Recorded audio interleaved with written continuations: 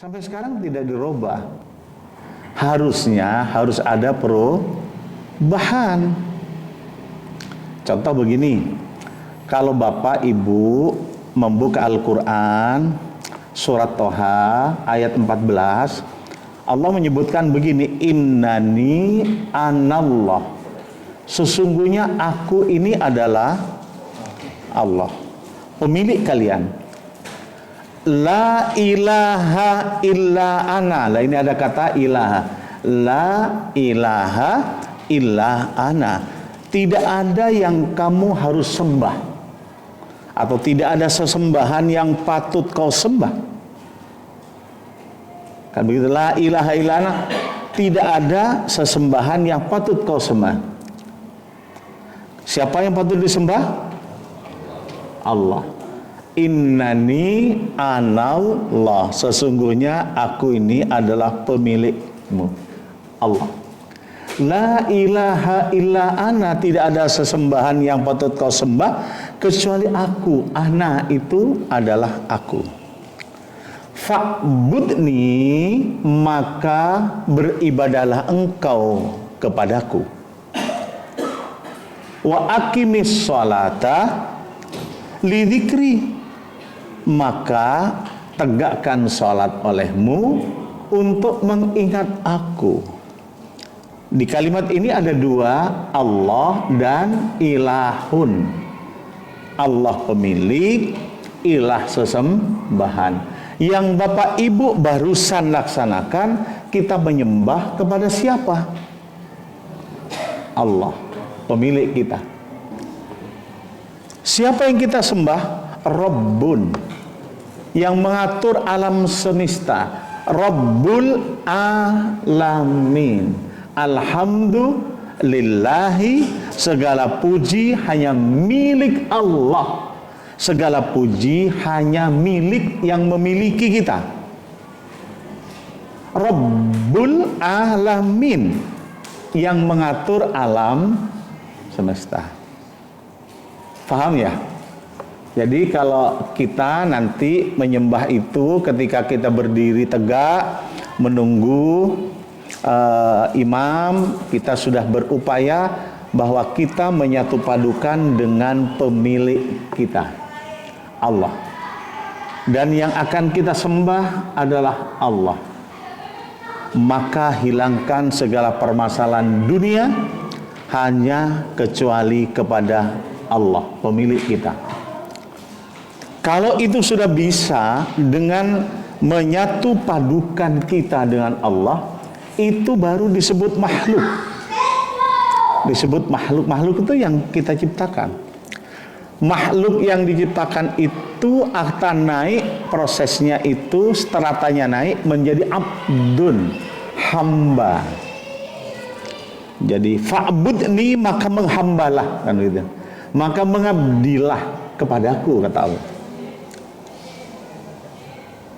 Ini masih dalam rangka mengenal nama pemilik, pengatur, dan sesembahan kita.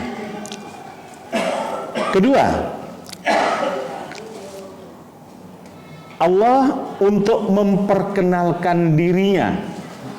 Kalau ada besok ada pengajian tingkat daerah yang dimotori oleh para pimpinan cabang, ya Pak Godi ya, akan mendatangkan seorang pimpinan, wakil pimpinan wilayah.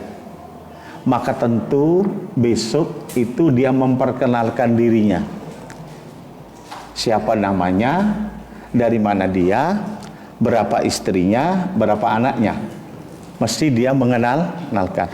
Allah pemilik, Rabbun pengatur, dan yang kita sembah itu, dia memperkenalkan dirinya lewat siapa?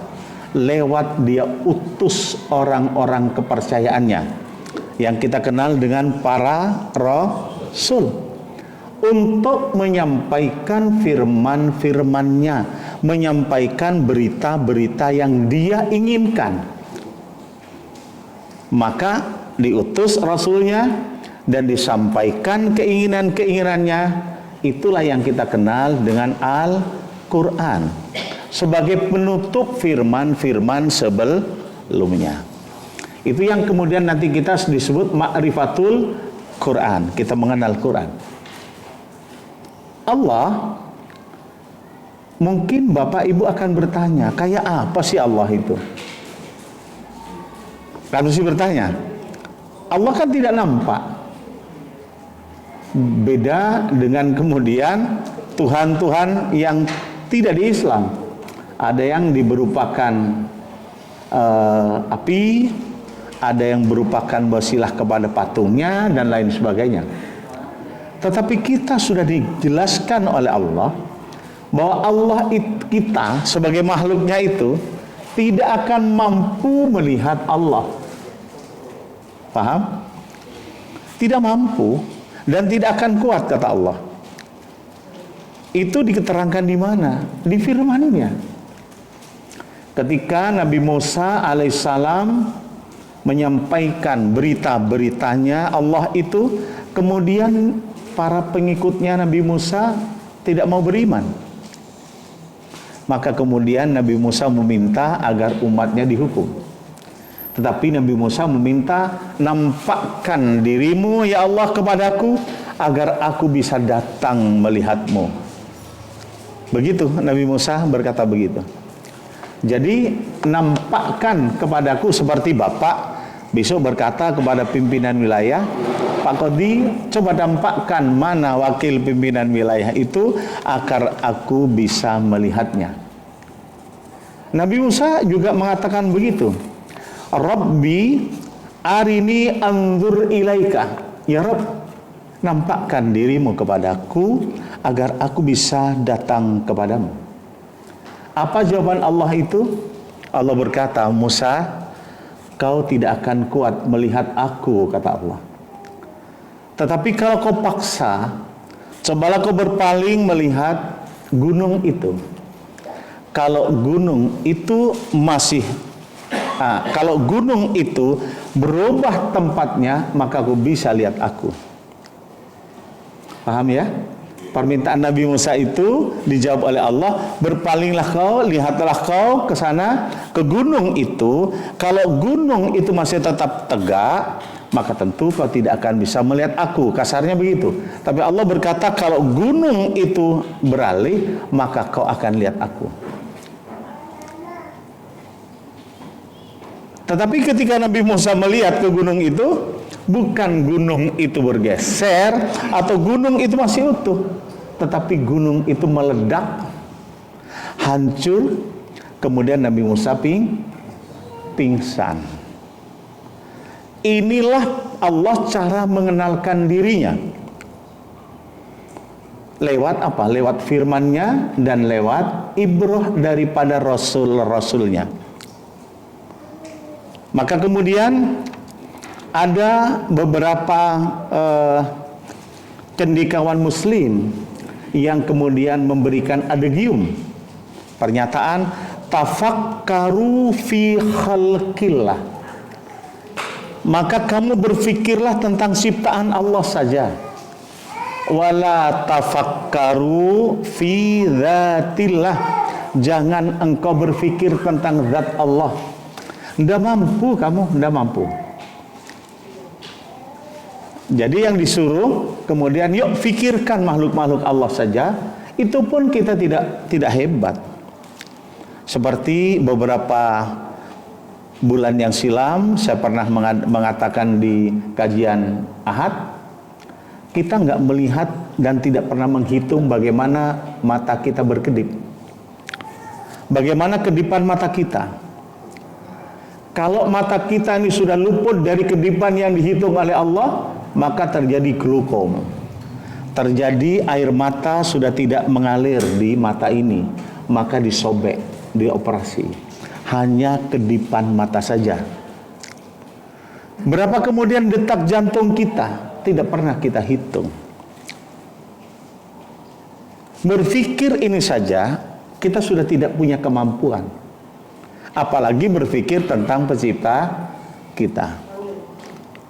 Nih ya, ini sedikit memberikan gambaran tentang Allah yang kita sembah itu, jangan kemudian kita beranggapan bahwa Allah itu nongkrong di atas arsy-Nya, kemudian kita sujud, Allah cuma begini. Ya toh? Jangan dianggap bahwa Allah duduk di singgasananya begini, kemudian perintah-perintah begini.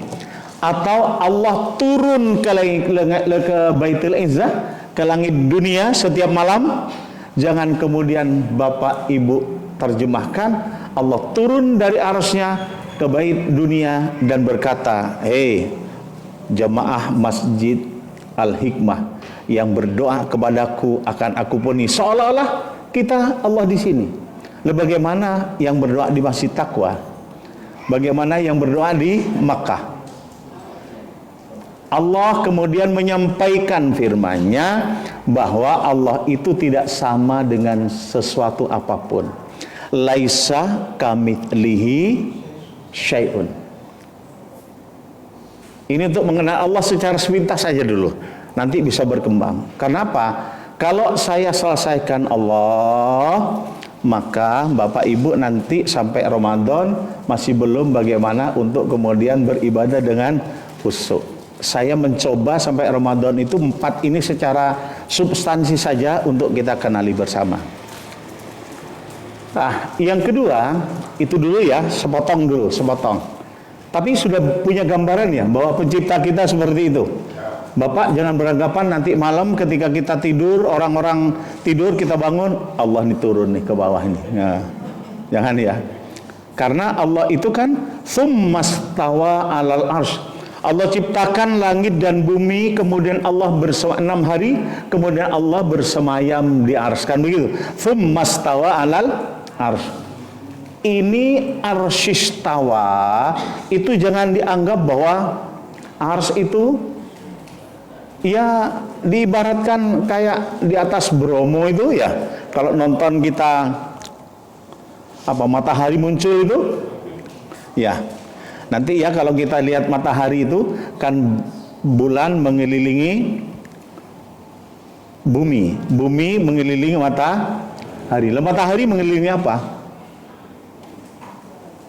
Matahari ini mengelilingi sebuah lubang hitam. Nanti keluar dari nanti. Biar Allah dulu. Ah, kemudian kita harus mengenal siapa pembawa daripada firman Allah itu yang telah mengenalkan itu. Para nabi dan para rasul. Para nabi dan para rasul itu dia punya visi. Paham? Nabi dan rasul itu punya visi. Visi itu adalah, arti visi itu adalah angan-angan yang harus kita capai. Bapak Ibu pada waktu dulu sebelum menikah, ibu punya visi bahwa suamiku harus ini, suamiku harus begini. Sama kita juga begini, istriku harus begini, begini. Lah ini visi namanya. Sama dengan kita. Masjid Al-Hikmah ini punya visi apa terhadap kajian ini?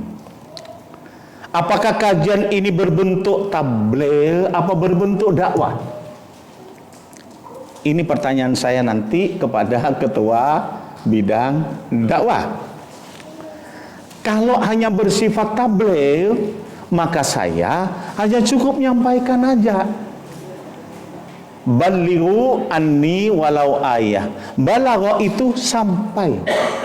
Ya sudah sampai.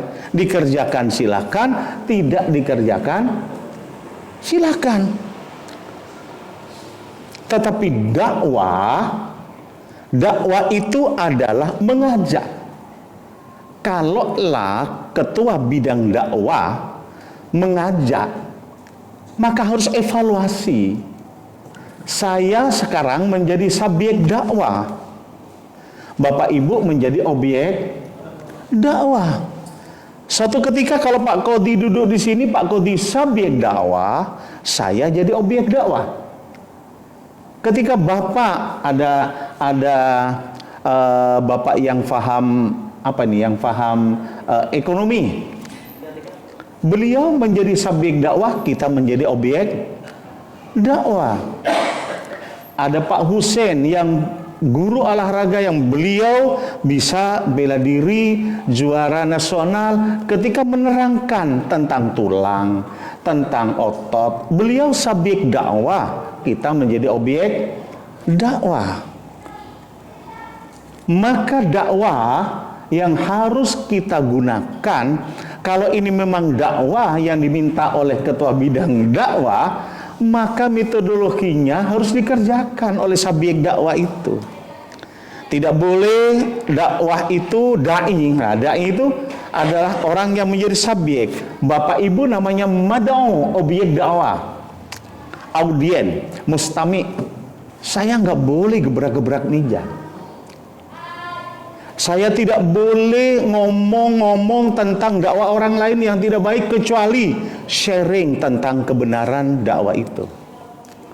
Metodologi dakwah itu hanya 3. Allah menyampaikan begini, ud'u ila sabili rabbika bil hikmah. Ajaklah audienmu, ajaklah mat'umu itu dengan cara hikmah. Dengan cara hikmah itu faham, bijaksana. Apakah yang Nur Hasan sampaikan bijaksana? Harus itu. Apakah yang disampaikan dengan teriak-teriak, katakan goblok kamu? Nggak boleh.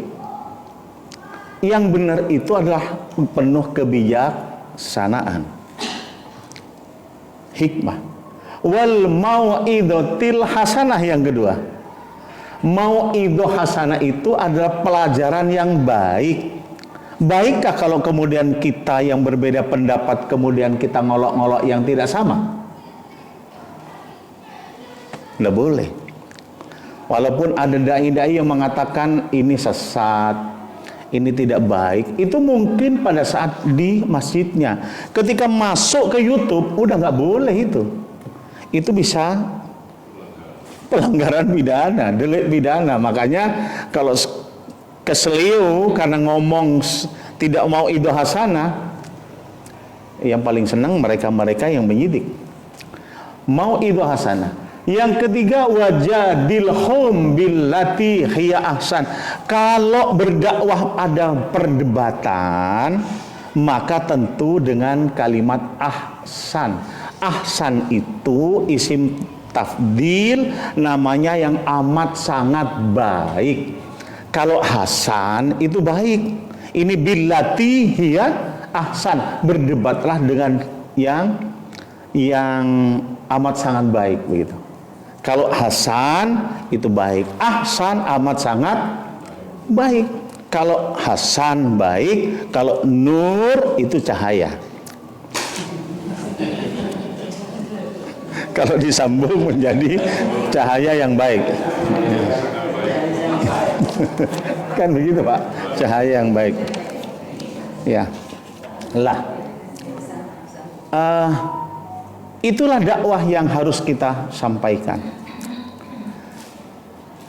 Saya meyakini bahwa Masjid Al-Hikmah ini harus metodologi yang disampaikan itu, agar kita paham betul ketika kita beribadah kepada pemilik kita, agar kita betul paham kepada siapa yang memiliki kita. Lah, kalau sudah tahu cara dakwah, saya yakin ini dakwah apa tabligh Pak kira-kira? Dakwah ya? Dakwah, maka evaluasi nantinya. Lah, kalaulah kita sudah sepakat Masjid Al-Hikmah ini untuk kajian rutin dan kajian yang ahad itu dakwah, maka subjek dakwahnya harus menyiapkan dirinya dulu sebelum dia sampaikan kepada objek dakwah. Karena menjadi subjek dakwah itu berat. Enak menjadi objek dakwah, mendengarkan dapat pahala. Tetapi kalau subjek dakwah diancam itu oleh Allah. Kalau kau sampaikan sesuatu kau nyampe tapi kamu tidak mengerjakannya, marah. Bukan marah, apa namanya? Aku tidak suka itu. Paham? Itu Allah itu. Makanya siapkan diri sebagai subjek dakwah. Jangan bicarakan kepada objek dakwah yang dia sendiri tidak mengerjakannya. Ingat itu. Banyak orang nyampaikan tetapi kemudian dirinya nggak nyampaikan. Subjek dakwah itu harus disampaikan duluan kepada dirinya. Setelah itu kepada keluarganya, kepada sanak kerabat yang ada di lingkarannya, baru keluar. Karena kalimatnya ku anfusakum wa ahlikum nara. Diri, keluarga. Kemudian Allah nyampaikan wa anzir ashiratakal aqrabin. Berilah dulu peringatan orang-orang terdekatmu.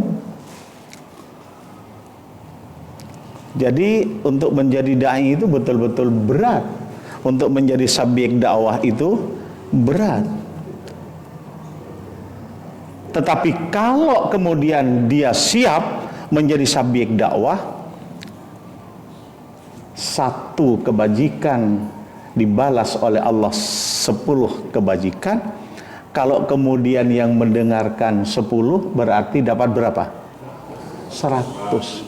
Kalau yang datang 20, 200. Kalau yang datang 100. Itu kehebatan jadi dai. Kalau apa yang dia kerjakan, yang dia sampaikan, dia kerjakan. Bapak ibu hanya dapat 10. Kalau ibu mengatakan, ya saya dapat pengajian di Masjid Al-Hikmah, aku harus khusyuk ketika beribadah kepada Allah. Ibu sudah paham dengan pengajian, Allahu Akbar, saya dapat 10 seperti ibu yang kerjakan dapat 10 tanpa dikurangi milik ibu oleh Allah Subhanahu wa Ta'ala. Itu nikmatnya menjadi guru. Tidak hanya jadi dai Pak ya, guru. Guru itu kalau ngajar A, B, C, A itu dapat 10, B 10, C 10. Coba besok guru-guru kalau sudah sepuh meninggalnya nikmat. Boleh dilihat nanti, boleh dilihat. Nikmat karena beliau satu kebajikan sudah menutup satu dosa. Ketika sang suami yang sang guru atau si istri tidak menyediakan persiapan suaminya, dia kan dosa. Tetapi ketika suaminya datang, dia kemudian mencium, menghormatinya, satu bentuk pahala. Ketika dia ngajar ke muridnya ratusan, dan muridnya mengerjakan apa yang dia perintahkan, maka berapa puluh dia dapat pahala. Dosa tadi itu sudah terhapuskan. Wajah-wajah guru itu sudah wajah sorga. Maka Bapak jadilah guru yang paling enak. Saya sampai usia 66 tahun suruh ngajar di mana saja mau. Ya, karena itu. Tetapi kalau tidak siap, kabura maktan indallahi antakulu mala taf'alun. Murka Allah besar kepada kamu ketika kamu bicara, kamu tidak mengerjakannya. Ingat, hati-hati. Bapak Ibu, saya dulu ketika jadi pegawai negeri, jadi dai, tidak pernah saya bicara korupsi. Karena jadi pegawai negeri itu banyak korupsinya. Iya, betul itu. Sudah teken jam 7 masuk, jam 2, zaman dulu jam 2 nggih Pak, jam 2 pulang. Berangkatnya saya dari rumah setengah 8. Dulu nggak ada finger. Kan tidak ada finger Pak dulu Pak, hanya tanda tangan. Saya korupsi waktu itu. Ya kan? Ada kertas di kantor, ya kertas di kantor. Pak Nur, nanti zuhur jenengan ceramah nggih di mana? Di Keraksan. Apa judulnya ini? Seenaknya minta kertas di keuangan. Itu kertas saya apa kertasnya kantor? Kertas kantor kan? Coba kalau kita lihat Umar bin Abdul Aziz, anaknya datang, dimatikan lampunya. Kamu apa mas? Kamu datang mas untuk negara apa untuk keluarga? Keluarga Abi matikan. Loh Abi kok dimatikan? Iya ini lampunya negara. Ayo yang pegawai negeri apakah pernah ngambil kertas? Apa pernah ngambil kertas? Ya. Atau sebaliknya guru lah, guru ya. Ya tapi guru kan sedikit bang. Kapur. Pakai kapur Pak, kalau zaman dulu ya, pakai kapur. Itu kadang-kadang kapur tuh belum selesai dibuang. Kan begitu dulu ya, dulu saya tidak tahu kalau guru sekarang pakai itu. Tetapi bayangkan pahalanya guru. Alif lam mim kata Rasulullah, alif itu dapat 10, lam dapat 10, mim dapat 10. Enak jadi guru apa enak jadi kantoran kayak dulu saya? Makanya kalau jadi kantoran, kalau sekarang kalau begini beli saya. Kalau dulu ambil di keuangan, ambil di umum begitu. Mas minta kertas mas ada? Wah ada pak, mesti dikasih itu.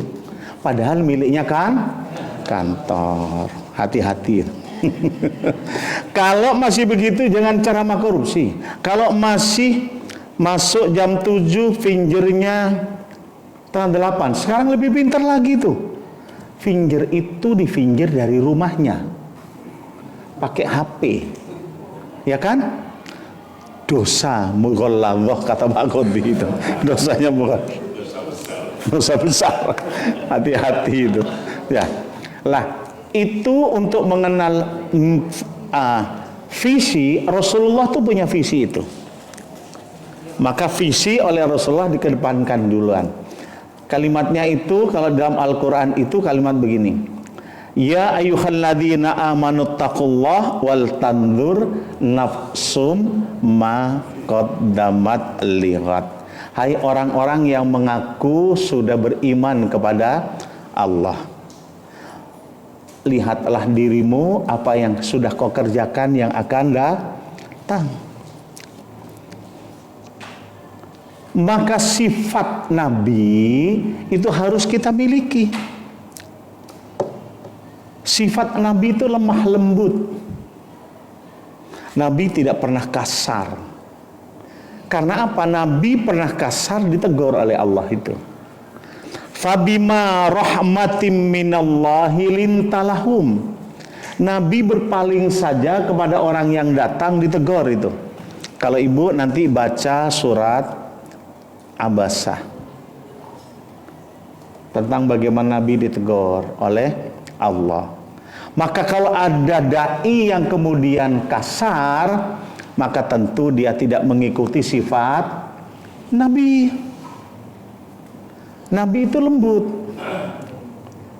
Lembut dalam arti kata menyampaikannya tetapi tegas. Hikmah itu tegas.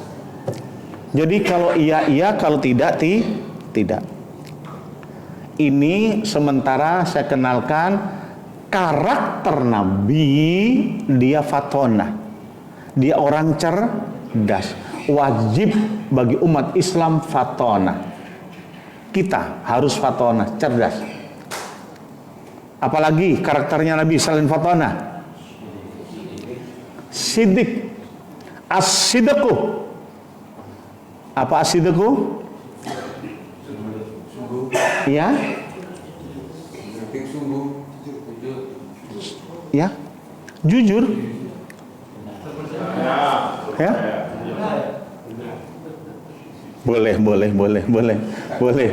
boleh saja.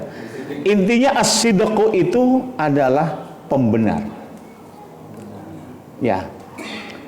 Kemudian Nabi itu punya karakter al-amin. Pernah tahu cerita Al-Amin Rasulullah? Pernah tahu? Kenapa disebut Al-Amin? Al-Amin karena dia orang yang jujur dan terpercaya. Karena tidak ada ungkapan beliau yang salah.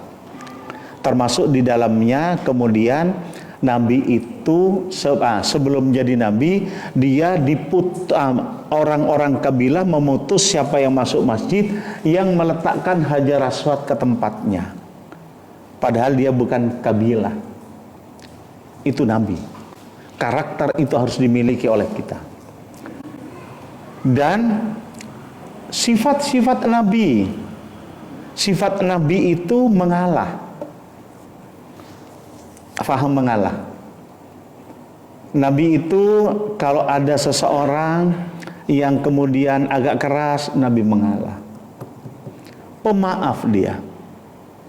Nabi ketika berdakwah itu dilempar dengan batu, hancur ininya. Apakah Nabi kemudian ngambil batu melempar juga? Tidak.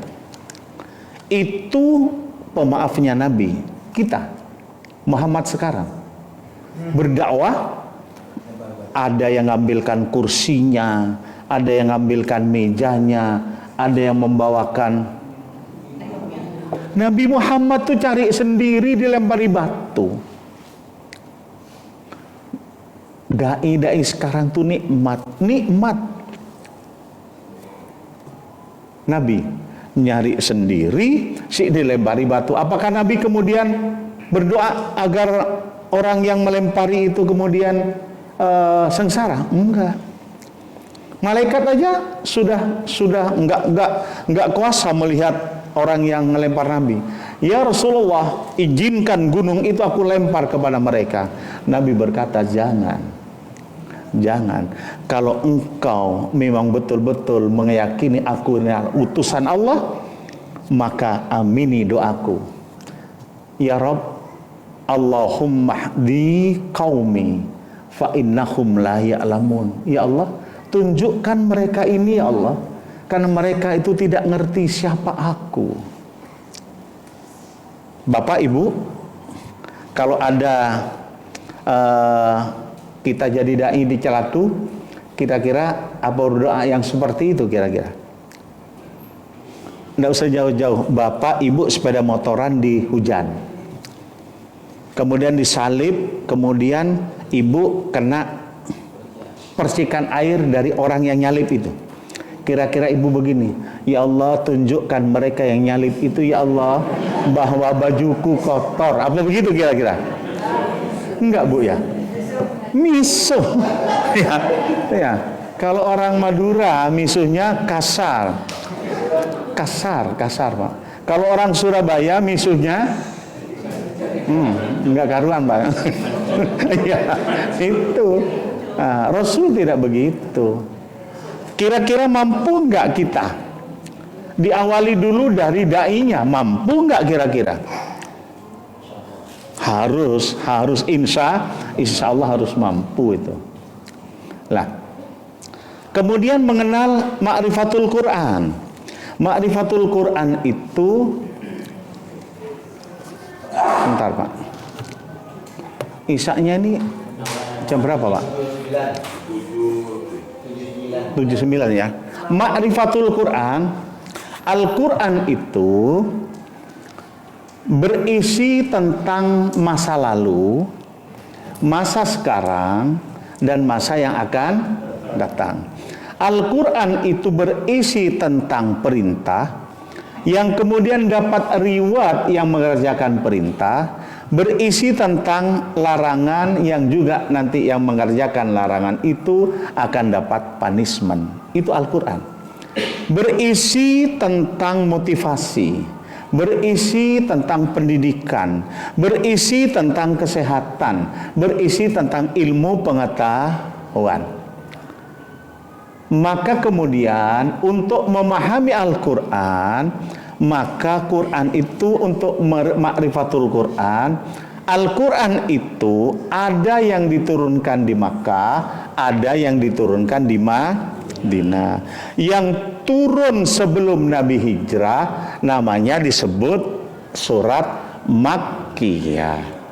Yang Nabi sudah hijrah, walaupun ayat itu turun di Makkah, tetap diberi nama surat Madaniyah.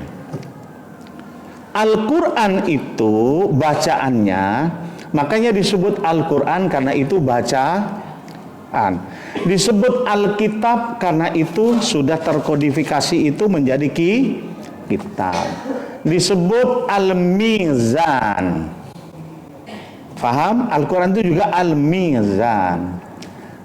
Karena bisa membuat perimbangan. Mana yang baik, mana yang buruk. Itu Quran. Paling tidak kita paham itu. Kemudian, tolong diingat.